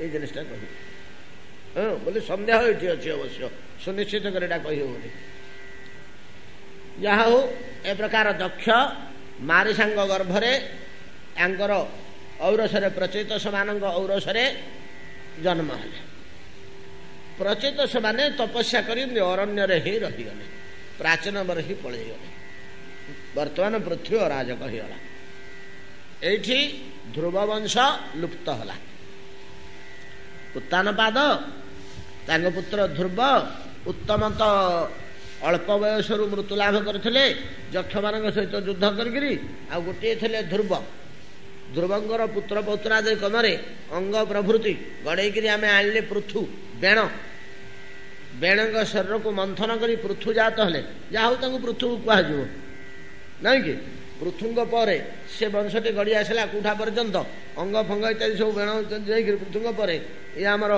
प्राचीन बरहिंग पर्यंत प्राचीन बरहिंग ठारे ये वंशटा लुप्त हो गला ध्रुववंश ध्रुववंश जो लुप्त हो गला सेत वर्तमान स्वयंभू मन को चिंता पड़ा स्वयंभू मन वंशर स्रष्टा उत्तानपाद प्रियवतंगर पिता जे जे वंशटा लुप्त हो गला से वृद्ध अच्छा से तो काल स्पर्श करनी मनोंतरटा सरला पर्यटन केतटा मनोंतर पर्यटन से रोचन सेगुड़ाक तो शक्ति गुड़ाक सेटा आम भाया जीव कि जे जन्म हो मरजी जमी गाँ मुंडे पहाड़ ठिया होना 4000 वर्ष होला आम केते जन्म होकर मले केते जन्म होकर मले से गाँव में पहाड़ जमी ठिया होती सेमती सेगुड़ाक अच्छा सूक्ष्म स्तर में शक्ति आकार गुड़ाक रही बड़ चिंतित हो पड़े बड़ चिंतित होकर आउ कि उपाय पाइले बर्तमान क्या कौन कर न पाइले सेठू बसी तपस्या कले ब्रह्मा को आराधना कले ब्रह्मा आसी पहुँचले ब्रह्मा आसी जो पहुँचले स्वयंभव कले हे पिता आपण मत उत्पत्ति कर शरीर ए राज्य शासन करी प्रजा मानू ओ राज्य विश्वर विकास कार्य आगे नवापे जीव विकास विश्वर मध्य विकास निर्देश देते धर्मशास्त्रानुसार वेदानुसार मु ठीक ठीक भाव आगे नौली ये परंपरा चली किंतु वर्तमान ये प्रकार अवस्था आसी जो ब्रह्मा शुणी पकईले बड़ व्यतिव्यस्त हो गले ये कथा मन स्वयंभव एमती घटना होगला नाई ना या कौन गोटे बाट कर कौन उपाय अच्छे कह ना प्रियव्रत कौटि ना कौटि अच्छी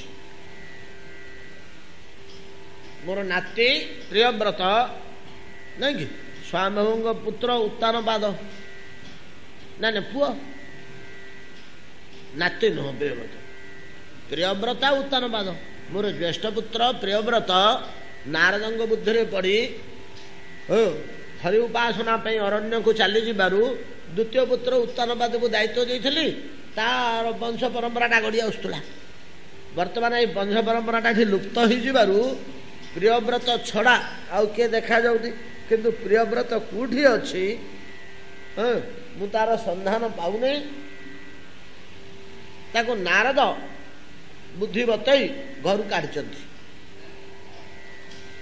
एटा मु किंतु निश्चित निसंदेह ब्रह्मा सहित बसिले बसिक स्मरण कले नारद आसिले प्रणाम करी पाद तले प्रणाम करी दंडा बच्छ नारद नारद सब ब्रह्मांगर बड़ प्रिय नारद जिते दोष कले ग्रहण करते ब्रह्मा हाँ पिला लोक कौन कर देखा हाँ बुझा एति कहीं से प्रिय एकांत हरिपरायण बोली प्रिय ଯେତେ ଦୋଷ ସେ କଲେ କ୍ଷମା। ବ୍ରହ୍ମାଙ୍କର ଜାଗତିକ ବାସନା ସବୁଠି ପ୍ରତିହତ କରିଛନ୍ତି ସେ, ହେଲେ ମଧ୍ୟ ସେ ଦୋଷ ଗୁଡ଼ା ଗ୍ରହଣ କରନ୍ତିନି। ଏଡ଼େ ପ୍ରିୟ ତାଙ୍କର। ନା ନାରଦଙ୍କୁ ପଚାରିଲେ ବହୁତ ବୁଝେ ବୁଝେଇକିରି, ଆଜ୍ଞା ନାରଦ ଯେମିତିକା ଲୋକ, ସେ କହିଲେ ବାପା ମୁଁ ଜାଣିନି ତ, ମୁଁ ତାକୁ କେତେ ଦିନ ହେଲା ଦେଖିନି, ସେ ଛୋଟ ପିଲା ହେଇଥିଲା ଗୋଟେ ଥର ଦେଖିଥିଲି ନା କ'ଣ ଏମିତି, ମୁଁ ଆଉ ତାକୁ ଜାଣିନି। ହାତ ତମେ କେଉଁଠି ତାକୁ ଲୁଚେଇକି ରଖିଛ କହ, ଇଏ ବ୍ରହ୍ମା ଛାଡ଼ିଲେନି। ସେ କହିଲେ ରହ ମୋର ତ କୁଆଡ଼େ ନେଲା ଭଳିଆ ତାକୁ ମନେ ପଡ଼ୁନି, ଭଲ କରି ମନେ ପକାଅ, ବହୁତ ଦିନ ତଳ କଥା, କେତେ ପୁରୁଷ ବିତିଗଲାଣି। ଇଏ ତାଙ୍କୁ ଗୋଟେ ଜାଗାରେ ବତାବତି କରି ଏଇ ଭିତରୁ ଗୋଟେ ପଦାକୁ ବାହାରିବନି, ନିଶ୍ୱାସ ମାରିବନି, ଚୁପ୍ ହେଇ ବସିଛୁ, କିଏ ଜାଣି ପକେଇବ ବାହାରେ। ଏଠି ଏକାନ୍ତରେ ବସିକିରି ହରି ସ୍ମରଣ କରୁଥା। ଶେଷକୁ ନାରଦ କହିଲେ, ବୋଲେ କି ହଁ ଗୋଟେ ହିମାଳୟର ଗୁମ୍ଫା ଭିତରେ ଅଛି, ଚାଲ ସେଠିକି। ବ୍ରହ୍ମା ନାରଦଙ୍କୁ ସାଥିରେ ଧରି ପ୍ରିୟବ୍ରତ ଥିବା ଗୁମ୍ଫା ଭିତରକୁ ଗଲେ। ଗୁମ୍ଫା ଭିତରକୁ ଯେତେବେଳେ ଗଲେ, ନାରଦ ବସିଛନ୍ତି, ବ୍ରହ୍ମାଙ୍କୁ ଦେଖିକରି ପ୍ରିୟବ୍ରତ ଖୁସି ହେଇଗଲେ, ପିତାମହ ନେଇକି ଆସି ଦଣ୍ଡ ପ୍ରଣାମ କଲେ, ନାରଦଙ୍କୁ ପ୍ରଣାମ କଲେ। ବ୍ରହ୍ମା ସେଠି ବସିକରି ବହୁତ କଥା ବତେଇଲେ, ନାରଦ ସବୁ ଶୁଣିକିରି ଚୁପ୍ ହେଇକି ରହିଲେ, ଆଉ କିଛି ପାଟି ଫିଟେଇଲେନି। ପରିଶେଷରେ ପ୍ରିୟବ୍ରତ ସବୁ ଶୁଣିଲା ପରେ ନାରଦଙ୍କୁ କହିଲେ, ଆଚାର୍ଯ୍ୟପାଦ, ଯେହେତୁ ପିତାମହ ବ୍ରହ୍ମା ଜଗତ ସ୍ରଷ୍ଟା ଅସାଧାରଣ ବ୍ୟକ୍ତି ନୁହନ୍ତି, ତାହାଙ୍କର ଆଦେଶ ମୁଁ ଲଙ୍ଘନ କରିବାକୁ ସମର୍ଥ ହେଉନି ବୋଲି କହିଲେ। ଯୁକ୍ତିଯୁକ୍ତ କଥା କହିଲେ। ନାରଦ କହିଲେ, ବତ୍ସ ପ୍ରିୟବ୍ରତ, ବ୍ରହ୍ମାଙ୍କର ଆଦେଶ କୌଣସି ସମୟରେ ଲଙ୍ଘନୀୟ ନୁହେଁ, କେବେ କଲ୍ୟାଣ ହେବନି। ବ୍ରହ୍ମାଙ୍କର ଆଦେଶକୁ ଆମେ ଆମ ସ୍ୱାର୍ଥ ବା ବିଚାର ଦୃଷ୍ଟିରୁ ଚିନ୍ତା କରିକରି ଯଦି ଲଙ୍ଘନ କରିଯିବା, ସେଥିରେ ଆମର କେତେବେଳେ ହେଲେ ଭଲ ହେବନି, କେତେବେଳେ ହେଲେ କଲ୍ୟାଣ ହେବନି।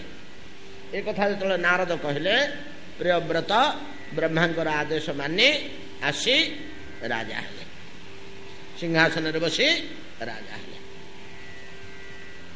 ପ୍ରିୟବ୍ରତ ଯେତେବେଳେ ନୂତନ ଭାବରେ ରାଜା ହେଲେ, ଇଏ ବିଶୃଙ୍ଖଳିତ ହୋଇଯାଇଥିବା ସୃଷ୍ଟିକି ପୁଣି ଆଉ ଥରେ ସେ ସଜାଡ଼ିଲେ, ସେ ପୁଣି ସଜାଡ଼ିଲେ। ପ୍ରିୟବ୍ରତ ବହୁତ କାଳ ବିଶ୍ୱକୁ, ଏ ଭିତରେ ତ ପୃଥୁ ଜନ୍ମ ହେଇକରି ବିଶ୍ୱକୁ ଗୋଟେ ପ୍ରକାର ସଜାଡ଼ି ଦେଇଛନ୍ତି ନା, ପୃଥୁ ଗୋଟେ ପ୍ରକାର ବିଶ୍ୱକୁ ସଜାଡ଼ି ଦେଇଛନ୍ତି, କିଛି ବିଶେଷ ଅସୁବିଧା ନାହିଁ। ଏଇ ସମତଳ କରିକିରି ପୃଥିବୀ କି ଇତ୍ୟାଦି ଶସ୍ୟ ଦୋହନ କରି ଯେଉଁ ବାଗେଇ ଦେଇଛନ୍ତି, ଏଗୁଡ଼ାକ ସବୁ ଅତିରିକ୍ତ ଦ୍ରୁମ ବଢ଼ିକିରି ନଷ୍ଟ ହୋଇଯାଇଥିଲା। ସେ ଦ୍ରୁମ ଗୁଡ଼ାକୁ ତ ଜାଳି ପୋଡ଼ିକିରି ଛାରଖାର କରିଦେଇଛନ୍ତି ପ୍ରାଚୀନ ସମାନେ। ଆଉ ଯାହା ଯେମିତି ଟିକେ ଏପଟ ସେପଟ ହୋଇଥିଲା ଅରାଜକତା ଯୋଗୁଁ, ତାକୁ ଅଳ୍ପ ଦିନ ଭିତରେ ସୁନ୍ଦର ଭାବରେ ପ୍ରିୟବ୍ରତ ସଜାଡ଼ିଦେଲେ। ସଜାଡ଼ିକିରି ଯଦିଓ ତାଙ୍କର ମୁଖ୍ୟ କାର୍ଯ୍ୟ ଥିଲା ଈଶ୍ୱର ଉପାସନା, ତଥାପି ସେ ଅର୍ଚ୍ଚି ଦେବୀ ନା କାହିଁଙ୍କର ପାଣି ଗ୍ରହଣ କରିଥିଲେ ବ୍ରହ୍ମାଙ୍କ ଆଦେଶରେ, ମୋର ମନେ ହଉନି ଠିକ୍। ପରିଶେଷରେ ଅଗ୍ନିଧ୍ର ବୋଲି ତାଙ୍କର ପୁତ୍ରଟିଏ ଜାତ ହେଲା। କିଛି କାଳ ବିତିଗଲା ପରେ ଅଗ୍ନିଧ୍ର ଯେତେବେଳେ ବେଶ ବଡ଼ ହେଲେ, ଯୁବକ ହେଲେ, ଇଏ ଦେହତ୍ୟାଗ କରି ପ୍ରିୟବ୍ରତ ତାଙ୍କୁ ରାଜ୍ୟଭାର ସମର୍ପଣ କରିଦେଇ ପୁଣି ଅରଣ୍ୟକୁ ଚାଲିଲେ। ବହୁତ କାଳ ରାଜ୍ୟ ଶାସନ କରିଛନ୍ତି। ଅଗ୍ନିଧ୍ର ଥିଲେ ଜଣେ ବିଚିତ୍ର ପୁରୁଷ, ଅବଶ୍ୟ ଅତ୍ୟନ୍ତ ପ୍ରଜାବତ୍ସଳ ଓ ଅତି ଯୋଦ୍ଧା ଥିଲେ, ଜଣେ ବୀର ପୁରୁଷ ଥିଲେ। କିନ୍ତୁ ଅଗ୍ନିଧ୍ର ଦେଖିବା ପାଇଁ ଯେପରି, ଆଜ୍ଞା ଗୋଟେ ଅଧ୍ୟାୟ ଆଲୋଚନା ହେଇଛି, ସେଟାକୁ ମୁଁ କହୁନି, ବର୍ଣ୍ଣନା କରି ପୁରା ଗୋଟେ ଅଧ୍ୟାୟ ଅଗ୍ନିଧ୍ରଙ୍କ ସମ୍ବନ୍ଧରେ। କେଉଁ ସମ୍ବନ୍ଧରେ? ଅଗ୍ନିଧ୍ର ଥିଲେ ଯେପରି ବୀରପୁରୁଷ, ପ୍ରଜାବିଚ୍ଛଳ, ସୁଶାସକ, ଏଇଟା ତ ଅନ୍ୟ ରାଜା। ତାଙ୍କ ପାଖରେ ବିଶେଷ ଗୁଣଟା ହେଲା ଅଗ୍ନିଧ୍ର ହେଉଛନ୍ତି ଅତି ରକ୍ଷିତ ରମଣୀ ପ୍ରିୟ, ରମଣୀ ମାନଙ୍କ ଦ୍ୱାରା ପ୍ରିୟ। ସେଇ ଗୁଣଟା ତାଙ୍କର ବର୍ଣ୍ଣନା କରାହେଇଛି ଗୋଟେ ଅଧ୍ୟାୟ। ସେ କେମିତି ଆଳାପ କରନ୍ତି, କେମିତି ଆଚରଣ କରନ୍ତି, ତାଙ୍କର ଆଳାପ ଆଚରଣ ଓ ମଧୁର ବାକ୍ୟରେ କିପରି ରମଣୀମାନେ ଅତିମାତ୍ରାରେ ତାଙ୍କ ପ୍ରତି ଆକୃଷ୍ଟ ହୁଅନ୍ତି, ଏଇଟା ବର୍ଣ୍ଣନା ବେଶୀ ଅଛି। ଏଇଟା ତାଙ୍କର ବୈଶିଷ୍ଟ୍ୟ। ଘଟଣା କ'ଣ ହେଲା ନା, ଏକଦା ବ୍ରହ୍ମାଙ୍କର ସେବାରେ ଥିବା ଅପ୍ସରୀ ପୂର୍ବଚିତି, ଅପ୍ସରୀ ତାଙ୍କ ନାଁ ହେଉଛି ପୂର୍ବଚିତି। ଅନେକ ଅପ୍ସରୀ ନାହାନ୍ତି କି ଦେବତାମାନଙ୍କ ସେବାରେ ଅଛନ୍ତି, କିନ୍ତୁ ବ୍ରହ୍ମାଙ୍କ ସେବାରେ ଥିବା ଅପ୍ସରୀ ପୂର୍ବଚିତି କୌଣସି ସ୍ଥାନରେ ସ୍ୱର୍ଗରେ କି କୋଉଠି ମର୍ତ୍ତ୍ୟରେ କୋଉଠି ଅଗ୍ନିଦେବଙ୍କ ସହ ଦେଖାହେଲା। ଅଗ୍ନିଦେବଙ୍କ ସହିତ ଦେଖାହେଲା ପରେ ପୂର୍ବଚିତିଙ୍କର ଅପୂର୍ବ ରୂପ ପରିପାଟି ବ୍ରହ୍ମାଙ୍କ ସେବିକା ଆଉ ତ କ୍ରୀଡ଼ା ନୈପୁଣ୍ୟ, ରସକ୍ରୀଡ଼ା ନୈପୁଣ୍ୟ, ତଜ୍ଜାତୀୟ ହାବ ଭାବ ହେଳା ପ୍ରଭୃତି ରେ ଅଗ୍ନିଧ୍ର ଖୁସି ହେଇ କେତେ ଗୁଡ଼ିଏ କଥା କହିଛନ୍ତି ତାଙ୍କୁ। ରସ ଶ୍ଲୋକାକାରରେ ସୁଖଦେବ ଗୋସ୍ୱାମୀ କହିଛନ୍ତି, ପୂର୍ବଚିତିଙ୍କି କହୁଛନ୍ତି। ଏମିତିକା ଭାଷା ସେଠି ବିନ୍ୟାସ କରାହେଇଛି। ଆମ ଋଷିମାନେ କ'ଣ ନ ଜାଣିଥିଲେ ଆଜ୍ଞା? ଅଗ୍ନିଧ୍ରଙ୍କ ମୁହଁରେ ଯେଉଁ ଭାଷା ସାଥେ କୁହାଯାଇଛନ୍ତି 10-15ଟା ଶ୍ଲୋକ, ସେ ଶ୍ଲୋକରେ ଯେକୌଣସି ରମଣୀ ହେଲେ ମଧ୍ୟ ସ୍ତମ୍ଭୀଭୂତା ଏବଂ ଆତ୍ମସମର୍ପିତା ହବ। ବାକ୍ୟ ଗୁଡ଼ାକ ଖାଲି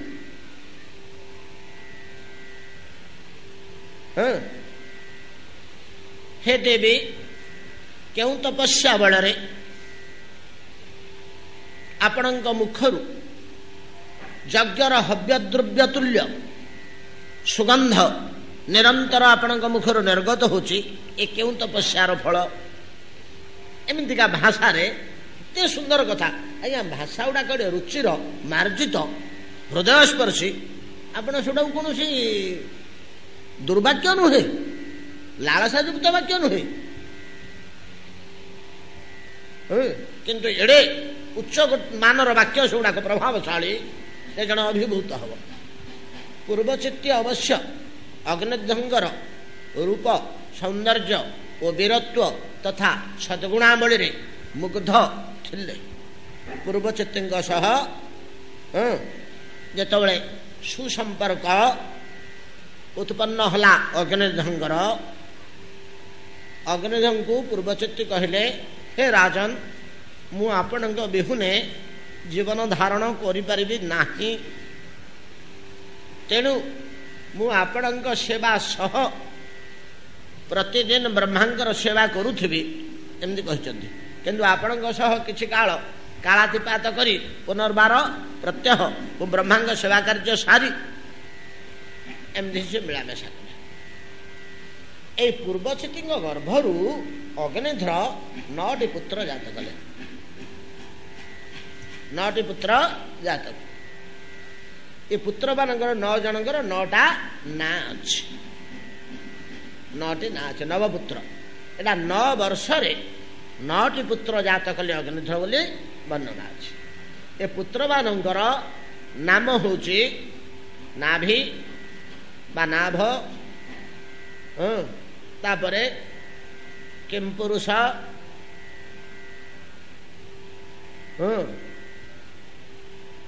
ଆଉ ଏମିତି ସବୁ ନାଁ ଗୁଡ଼ାକ ଅଛି ରହିଛି।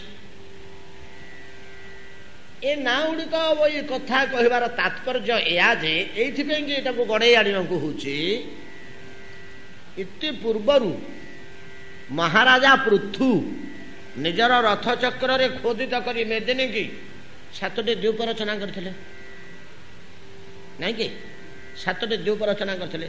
କୁଶ, କ୍ରୌଞ୍ଚ, ପ୍ଳକ୍ଷ, ଜମ୍ବୁ, ଶାଳମଳି, ଶାକ ପ୍ରଭୃତି 7ଟା ଦ୍ୱୀପ ନାଇଁ କି? ସମୁଦ୍ର ବେଷ୍ଟିତ 7ଟା ଦ୍ୱୀପ। ଏ ଦ୍ୱୀପ ମାନଙ୍କ ଭିତରେ ଗୋଟିଏ ଦ୍ୱୀପ ହେଲା ଜମ୍ବୁଦ୍ୱୀପ।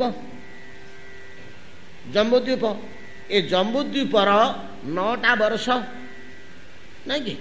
9ଟା ବର୍ଷ ନାଇଁ କି? ବର୍ଷ କହିଲେ ରାଷ୍ଟ୍ର। ଜମ୍ବୁଦ୍ୱୀପଟା 9ଟା ରାଷ୍ଟ୍ର।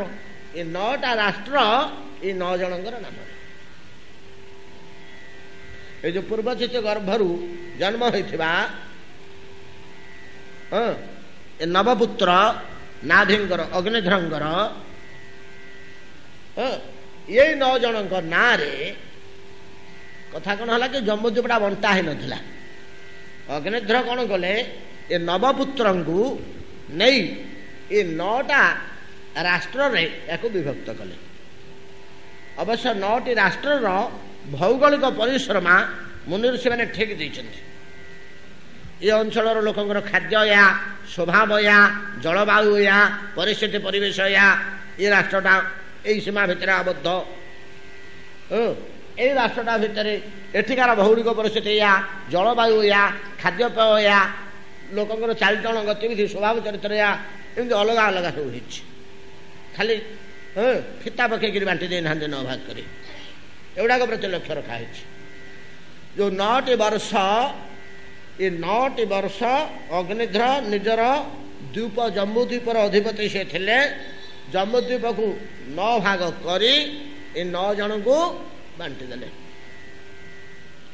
ଏ 9 ଜଣଙ୍କୁ ବାଣ୍ଟି ଦେଲେ। ଏ 9 ଜଣଙ୍କର ନାମ ଅନୁସାରେ, ଏ 9 ଜଣଙ୍କର ନାମ ଅନୁସାରେ ଏ 9ଟା ବର୍ଷ ବା 9ଟା ରାଷ୍ଟ୍ରରେ ପରିଣତ ହେଲା ଜମ୍ବୁଦ୍ୱୀପ ନାମକ ଏକମାତ୍ର ଦ୍ୱୀପ। ଜମ୍ବୁଦ୍ୱୀପ ଏଇ ନାମ ବହନ କରିନେଲା। ସେତିକି ବେଳକୁ ଆମେ ଯେଉଁ ରାଷ୍ଟ୍ରରେ ବାସ କରୁଛେ, ଏଇ ରାଷ୍ଟ୍ରଟାକୁ ଏଇଟା ଦେବଭୂମି ହେଇଥିବାରୁ ହିମାଳୟ ପର୍ବତ ଶୋଭନୀୟ ଦେବବାସସ୍ଥଳୀ ନା ହିମାଳୟ ଆଉ କ'ଣ ଅସ୍ତିତ୍ୱର ସ୍ୟାତ ଦିଶି ଦେବତାତ୍ୱାନ ହିମାଳୟ ନାମ ନଗାଧିରାଜ ଦେବତାମାନଙ୍କର କ୍ରୀଡ଼ାଭୂମି ଓ ବିଚରଣ ଭୂମି ନା ସେଇଟା ଆଉ କ'ଣ। ତେଣୁ ଏଇଟା ଦେବଭୂମି ବୋଲି କୁହାଯାଏ ଭାରତବର୍ଷକୁ। ଭଗବାନଙ୍କର ଅବତାର ଏଇ ଭିତରେ ହୁଏ ଆଉ। ଏଠି ଯିଏ ଜନ୍ମ ହୁଅନ୍ତି ସମସ୍ତେ ମୁଖ୍ୟର ଦ୍ୱାର ଦେଶରେ ଅଛନ୍ତି ବୋଲି କୁହାଯାଉଛି। ମୁଖ୍ୟର କବାଟ ପାଖରେ ଛିଡ଼ା ହେଇଛନ୍ତି। ଅଳ୍ପ ଟିକେ ଚେଷ୍ଟା କଲେ ମୁଖ୍ୟ ହେଇଯିବେ। ଅନ୍ୟ ରାଷ୍ଟ୍ରମାନଙ୍କରେ ଜନ୍ମ ହୋଇଥିବା ବ୍ୟକ୍ତି ମୁଖ୍ୟ ଦ୍ୱାରଠୁ ଦୂରରେ ଅଛନ୍ତି। ଶ୍ରମ କରି ତାଙ୍କୁ ଦ୍ୱାର ମୁହଁକୁ ଆସିବାକୁ ହବ। କିନ୍ତୁ ଏଇ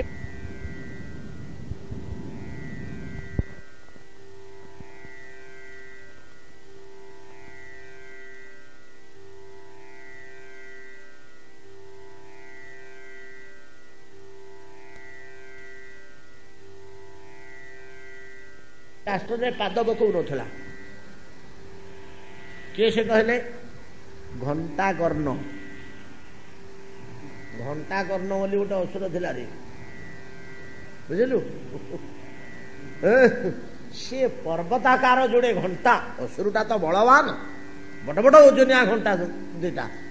ଆମର 7 ଚୌକ ପାଖରେ ଯୋଉଟା ଅଛି ସେ ଭଳିଆ ଘଣ୍ଟା ନୁହଁ, ତାଠୁ ଆହୁରି କେତେବେଳେ ଆମ ହଲ୍ ଭଳିଆ ଗୋଟେ ଗୋଟେ ଘଣ୍ଟା। 2 କାନରେ ଯୋଡ଼େ, ଆମର ଯେମିତି ଝିଅ ପିଲାମାନେ ସବୁ ଅଳଙ୍କାର ପିନ୍ଧନ୍ତିନି, କାନରେ ଲମ୍ବେଇଥାନ୍ତି ହଲୁତି, ବିରାଟ ବିରାଟ ଯୋଡ଼େ ଘଣ୍ଟା ତା କାନରେ ଲମ୍ବିଥାଏ। ସେ ଘଣ୍ଟା ଦୁଇଟା ନିରନ୍ତର ଢଙ୍ଗ ଢଙ୍ଗ ଢଙ୍ଗ ଢଙ୍ଗ ଢଙ୍ଗ ଢଙ୍ଗ ବାଡ଼ି ହେଉଥିବ। ଏମିତି ହେଇକରି ସେ ବୁଲୁଥିବ ଚାରିଆଡ଼େ। ତାକୁ ଗୋଟେ ଦିନ ନାରଦଙ୍କ ହାବୁଡ଼ି ପଡ଼ିଲା। ହଇରେ ଘଣ୍ଟାକର୍ଣ୍ଣ ଗାଡୁ କହିଲୁ, ଗଲା ମୁଣ୍ଡିଆ ଟିକେ ମାରିଲା, ବସିଲା। କାନ ଫଟେଇ ଦଉଛି ଗୁଡ଼ାକ, ମୁଣ୍ଡ ତୁ ହଲା ନା ତ, ମୁହଁରେ ଯାହା କହ। ଫେରେ ଏଥିରୁ ଗୋଟେ ତାର ଗୋଟେ ଅଭ୍ୟାସ, ସେ ମଝିରେ ହଲେଇବ ମୁଣ୍ଡକୁ, ଫେରେ ଡଙ୍ଗ ଡାଙ୍ଗ ଡଙ୍ଗ ଡାଙ୍ଗ ଯେମିତି ଆବାଜ ହବ ତ କମ୍ପ। ଫେରେ ଏଥିରୁ ଯୋଡ଼େ କାହିଁକି ତୁ କାନ ଛିଣ୍ଡି ଯାଉନି, ଏମିତି ଗୋଟେ ଯୋଡ଼େ କାହିଁକି ଲମ୍ବେଇଛୁ ଲଟକେଇଛୁ? ନା ମହାପ୍ରଭୁ କହିବି ସତ କଥା, ସତ ହରେ ନାମ କୃଷ୍ଣ ନାମ ରାମ ନାମ ପଡ଼ି ଯାଉଛି ମୋ କାନରେ, ମୋ ଭିତରକୁ ପଶି ଯାଉଛି। ମୋ ଭିତରେ ଗୋଟେ ଏମିତି ଜ୍ୱାଳା ଜାତ ହେଉଛି, ଏମିତି ଗୋଟେ ଜ୍ୱାଳା ଜାତ ହେଉଛି, ମୁଁ ଆଉ ସହିପାରୁନି। ସେଇଥିପାଇଁ ବୋଲି ମୁଁ ଆଜ୍ଞା ସେ ଭାରତ ବର୍ଷକୁ ପାଦ ପକେଇଲିନି ବୋଲି କହିଛି। ଯୁଆଡ଼େ ଗଲେ ହରିନାମ କୃଷ୍ଣ ନାମ, ବାପ ପୁଅକୁ ଡାକୁଛି, ଆରେ ଗୋବିନ୍ଦ ଇଆଡ଼େ ଆସେ। ଆଜ୍ଞା ସେ ଗୋବିନ୍ଦ ସବୁଦିନ ପଡ଼ିଗଲେ ତ ମୋର ତ ଛାତି ଫାଟିଗଲା ଭଳିଆ ଲାଗୁଛି। ମୋର ସେଠି ଚେତା ପଡ଼ିକିରି ପଡ଼ିବି, ଝାଳ ଫାଳ ବୋହିକି ନାନା ଅବସ୍ଥା ହେଇକିରି ମୋର ପଡ଼ୁଛି। ତା ନା ଘଣ୍ଟାକର୍ଣ୍ଣ। ତା କାନରେ ଭଗବାନଙ୍କର ଶବ୍ଦ ପଶିଗଲେ ଏତିକି ଜ୍ୱାଳା ତା ଅନ୍ତଃକରଣରେ ଭୋଗ ହଉଥିଲା, ଅସହ୍ୟ କଷ୍ଟ, ଅସହ୍ୟ ଯନ୍ତ୍ରଣା। ସେଇଥିରୁ ଉଦ୍ଧାର ପାଇବା ପାଇଁ ସେ ଯୋଡ଼େ ଘଣ୍ଟ କାନ ପାଖରେ ବାନ୍ଧିଥିଲା। ସେ ଦିଟା ଆଗ ସବୁ ଡେଙ୍ଗ ଡାଙ୍ଗ ଡେଙ୍ଗ ଡାଙ୍ଗ ଡେଙ୍ଗ ଡାଙ୍ଗ ବାଡ଼େଇ ହେଲେ ଆଉ ବାହାର ଶବ୍ଦ ତା କାନରେ ପଶିବନି। ଯୋଉଠି ହରିନାମ ଫରିନାମ ଚାଲିଥିବ ସେଠି ସେ ଭଲକିରି ମୁଣ୍ଡକୁ ହଲେଇ ହଲେଇକିରି ଯିବ। ଏ ଭୂମିଟା ଏଇଭଳିଆ। ଏଠି ଆପଣଙ୍କର ଇଚ୍ଛା ନଥିଲେ ମଧ୍ୟ ଭାଗବତ କଥା କାନରେ ପଡ଼ିବ, ଭାଗବତ ନାମ ଶୁଣିବାକୁ ମିଳିବ, ଭାଗବତ ରୂପ ଦର୍ଶନ କରିବାକୁ ମିଳିବ। ଇଚ୍ଛା ନଥିଲେ ମଧ୍ୟ ଭାଗବତ ପ୍ରସାଦ ଖାଇବାକୁ ଆପଣ ବାଧ୍ୟ ହେବେ। ଆଉ ସେଠି କିଛି ମିଳୁନି। ଆପଣ କେଦାରନାଥ ଯିବେ କି ବଦ୍ରୀନାଥ ଯିବେ, ସେଠି ଆଉ କିଛି ମିଳିବନି। ଆପଣ ପୁରୀ ପଳେଇ ଆସିବେ। ଆଜିକାଲି ସିନା ଆମେ ସବୁ ହୋଟେଲ ତିଆରି କରିଥିଲୁ ପାତକୀମାନଙ୍କୁ ଟିକେ ସହାୟତା କରିବାକୁ, ନହେଲେ ମହାପ୍ରସାଦ ଛଡ଼ା ଆଉ କିଛି ସେମାନଙ୍କୁ ମିଳୁନଥିଲା। ଏଠି ଖାଇବାକୁ ମିଳୁଥିଲା। ଆମ ପିଲାଦିନ କଥା ମନେ ପକେଇଲେ କେତେଟା ହୋଟେଲ ଥିଲା। ମହାପ୍ରସାଦ ଛଡ଼ା ଆଉ କିଛି ଖାଇବାକୁ ଏଠି ମିଳୁନଥିଲା। ମଠ ମାନଙ୍କର ଚୁଲି କାହିଁକି ଅଛି? ମଠକୁ ଗଲେ ମଧ୍ୟ ମଠର ଯାହା ଠାକୁର ରୋଷେଇ ହେଲା ତାଙ୍କର ସରିଲା। 3ଟା ବେଳକୁ ମହାପ୍ରସାଦ 2 ହାଣ୍ଡି ଆସି ଥୁଆ ହେଇଥିବ। ଚାଉଳ ଡାଲି ପରିବା ଯାଇଥିବ। ଯିଏ ମଠକୁ ଅତିଥି ଅଭ୍ୟାଗତ ଆସିଥିବେ ଖାଦ୍ୟ କରିବେ। ମହାପ୍ରସାଦ ଛଡ଼ା ଇଚ୍ଛା ନଥିଲେ ମଧ୍ୟ ମହାପ୍ରସାଦ ଖାଇବାକୁ ବାଧ୍ୟ ଏଇଠି। ମହାପ୍ରସାଦ ହେଲା, ନହେଲେ ଭଗବାନଙ୍କ ପ୍ରସାଦ ହେଲା। ତୁଳସୀ ପଡ଼ି ଭୋଗ ଲାଗିଥିବ, ଖାଇବାକୁ ବାଧ୍ୟ। ଏଇଭଳିଆ ଏ ରାଷ୍ଟ୍ର ଥିଲା। କଳିର ପ୍ରଭାବରେ କିଞ୍ଚିତ କମିଯାଇଛି, କିନ୍ତୁ ଥିଲା। ଯେଉଁ ମହାପ୍ରସାଦ ନିର୍ମାଲ୍ୟ କଣିକେ ପାଟିରେ ପକେଇଲେ ଆପଣଙ୍କୁ ମୁଖ୍ୟ ପ୍ରଦାନ କରିବାର ଶକ୍ତି ରଖୁଛି, ସେ ପ୍ରସାଦ ଭକ୍ଷଣ କରିବାକୁ ବାଧ୍ୟ। ଭଗବାନଙ୍କ ଶ୍ରୀମୂର୍ତ୍ତି ଦର୍ଶନ କରିବାକୁ ବାଧ୍ୟ, ନାଇଁ କି? ଭଗବାନଙ୍କ ଲୀଳା ଦର୍ଶନ କରିବାକୁ ବାଧ୍ୟ। ନାଚ ତାମସାରେ ଏଭଳିଆ ଯେଉଁ ଭୂମି, ଏ ଭୂମିରେ ମୁଁ କେବେ ପାଦ ଦେଇନି ବୋଲିକରି କହିଲା ଘଣ୍ଟା କର୍ଣ୍ଣ। ଏ ଭୂମିଟା ଏଇଭଳିଆ। ଏଇ ଯେଉଁ ରାଷ୍ଟ୍ର ଅଗ୍ନିଦେହ କ'ଣ କରିଥିଲେ? ନିଜର ଜ୍ୟେଷ୍ଠ ପୁତ୍ର ନାଭିଙ୍କୁ ଦେଇଥିଲେ। ୟାର ଉତ୍ତରକୁ ଥିବା ଚୀନ କେମ୍ପୁରୁଷ ବର୍ଷ କେମ୍ପୁରୁଷ ନାମକ ପୁତ୍ରକୁ ଦେଇଥିଲେ। ଏମିତି କେତେ ଗୁଡ଼ିଏ ନାଁ ଅଛି। କୁରୁ କୁରୁ ବୋଲିକିରି ଜଣେ କୁରୁକ୍ଷେତ୍ର, ନାଇଁ କୁରୁ କୁରୁ କୁରୁ ବୋଲିକିରି ଗୋଟେ ଦେଶ ଅଛି, ରାଷ୍ଟ୍ର ଅଛି। ଗୋଟେ ପୁଅର ନାଁ ଥିଲା କୁରୁ। ଏମିତି 9ଟା ନାଁ ଖୋଜିଲେ ବାହାରିବ ଭାଗବତରୁ। ଅଛି 9ଟି ନାମ। 9ଟି ନାମରେ 9ଟି। ନାଭିଙ୍କ ନାମରେ ଏଇ ରାଷ୍ଟ୍ରର ନାମ ଥିଲା ଅଜନାଭ ବର୍ଷ। ଭାରତ ବର୍ଷ ନାହିଁ। ତାର ପ୍ରଥମ ନାମ ଥିଲା ଅଜନାଭ ବର୍ଷ। ଅଗ୍ନିଧ୍ର 9 ପୁଅଙ୍କୁ 9ଟି ବର୍ଷ ବାଣ୍ଟି ଦେଇକରି ଗଲେ। ସେଇଦିନ ଠାରୁ ଜମ୍ବୁ ଦ୍ୱୀପ ଠାରୁ ଅଲଗା ଅଲଗା ହେଇଗଲା ସବୁ ବର୍ଷ। ବର୍ଷର ଅଧିପତି ମାନେ ଏଣିକି ଯିଏ ରାଜା ହେବେ ହସ୍ତିନାର ରାଜା, ମାନେ ଅଜନାଭ ବର୍ଷର ରାଜା। ଆଉ ଦ୍ୱୀପର ରାଜା ନାହାନ୍ତି। ଯାହା ଯାହା ଦ୍ୱୀପରେ ସେଇଠୁ ସବୁ ଅଲଗା ଅଲଗା ହେଇଗଲା। ପୂର୍ବରୁ ପୃଥିବୀ ଥିଲା ଗୋଟିଏ, ତାକୁ 9 ଭାଗ କରି 9ଟା ଶାସନ ବ୍ୟବସ୍ଥା କରିଦେଲେ। କିଏ ସେ? 9ଟା ଶାସନ ବ୍ୟବସ୍ଥା କଲେ ପୃଥୁ। ରଥଚକ୍ରରେ 7ଟା ଦ୍ୱୀପ, 9ଟା ନାହିଁ 7ଟା ଦ୍ୱୀପ ବ୍ୟବସ୍ଥା କରିଦେଲେ। ତା ଭିତରେ ଜମ୍ବୁ ଦ୍ୱୀପଟା ଆମ ଭାଗରେ ପଡ଼ିଲା। ଜମ୍ବୁ ଦ୍ୱୀପକୁ ଅଗ୍ନିଧ୍ର 9 ଭାଗ କରିଦେଇକି 9ଟା ରାଷ୍ଟ୍ର କରିଦେଲେ। ଆମ ଭାଗରେ ପଡ଼ିଲା ଭାରତ ବର୍ଷ ବା ଅଜନାଭ ବର୍ଷ। ଅଗ୍ନିଧ୍ରଙ୍କ ପରେ ତାଙ୍କ ପୁତ୍ର ନାଭି। ନାଭି ବହୁତ ଦିନ ରାଜା ହେଲେ। ତାଙ୍କର ପୁତ୍ର ସନ୍ତାନ ନଥିଲେ। ସେ କ'ଣ କଲେ ନା ମୁନି ଋଷିମାନଙ୍କୁ ସବୁ ନିବେଦନ କରି ଗୋଟିଏ ପୁତ୍ରେଷ୍ଟି ଯଜ୍ଞ କଲେ। ମୁନି ଋଷିମାନେ ବେଶ ସୁନ୍ଦର ଯଜ୍ଞ ସମ୍ପାଦନ କଲେ। ବହୁତ ଗୁଡ଼ିଏ କଥା ଅଛି ନାଭିଙ୍କ ବିଷୟରେ। ନାଭି ଥିଲେ ମଧ୍ୟ ବଡ଼ ସାତ୍ଵିକ ସ୍ୱଭାବର ପ୍ରଜାବତ୍ସଳ ରାଜା। ଅତ୍ୟନ୍ତ ସୁଶାସନ ତାଙ୍କର ଥିଲା। ପୁରାଣରେ ପ୍ରସିଦ୍ଧ ରାଜା ଜଣେ ସେ ନାଭି। ତାଙ୍କ ଜୀବନରେ ବଡ଼ ଜିନିଷ ହେଉଛି ସେ ଯଜ୍ଞଟି। କିନ୍ତୁ ପୃଥୁଙ୍ଗର ଯଜ୍ଞ ତାଙ୍କ ଜୀବନର ଗୋଟେ ବୈଶିଷ୍ଟ୍ୟ। ଅନେକ ଆଉ ବୈଶିଷ୍ଟ୍ୟ ପୃଥୁଙ୍ଗର ରହିଛି ଯଜ୍ଞ ସହ, କିନ୍ତୁ ନାଭିଙ୍କର ଏ ଯଜ୍ଞଟା ହେଲା ବୈଶିଷ୍ଟ୍ୟ। ନାଭିଙ୍କର ଯଜ୍ଞରେ ମଧ୍ୟ ଭଗବାନ ଶଙ୍ଖଚକ୍ର ଗଦାପଦ୍ମ ଧରି ପ୍ରତ୍ୟକ୍ଷ ଭାବରେ ଦର୍ଶନ ଦେଇଥିଲେ। ଯେତେବେଳେ ତାଙ୍କର ଉପାସନା ହେଲା, ଭଗବାନ ଛିଡ଼ା ହୋଇପଡ଼ିଲେ ସେଠି। କହିଲେ, ଯଜ୍ଞରେ ମୁଁ ସନ୍ତୁଷ୍ଟ। ମୁନି ଋଷିଗଣ, ପୁରୋହିତଗଣ, ନାଭିଙ୍କ ଉଦ୍ଦେଶ୍ୟରେ ଆପଣମାନେ ଯେ ଯଜ୍ଞ କରୁଛନ୍ତି, ଆପଣ ବର ପ୍ରାର୍ଥନା କରନ୍ତୁ। ମୁନି ଋଷିମାନେ ଭଗବାନଙ୍କର ବହୁତ ସ୍ତବ କରିଛନ୍ତି ସେଠି। स्तव शेष वर मागिଛନ୍ତି हे प्रभु आपण ए नाभि को आपण तुल्य पुत्रटीए दियंतु। भगवान हसिले मुनि ऋषि माने तमे दुर्लभ वर मागिल ये वर संपूर्ण हो पार ना कहीं ना मतुल्य पुत्र संभव नुहे जेहेतु मु एकमेवा द्वितीय एटा कही वाक्यटा आम यू पढ़िक ही कथा अनेक जगह कहू भगवान ये कहते आम एकमेवा द्वितीय आम द्वारा आ द्वितीय आम तुल्य द्वितीय व्यक्ति मिलबे तेणु आपण मैंने कौन कहते ना आम तो मागे जाइछु आपण कौन करिए करंतु हेठो भगवान कहले ताहले आम्भे नाभिराजा गृह पुत्र रूपे जात हो कहीकि अंतर्ध्यान हो गले। किछि दिन पर नाभिंकर गोटे पुत्र जात हले से पुत्रंकर नाम होची ऋषभ देव। ऋषभ साक्षात भगवान अवतार।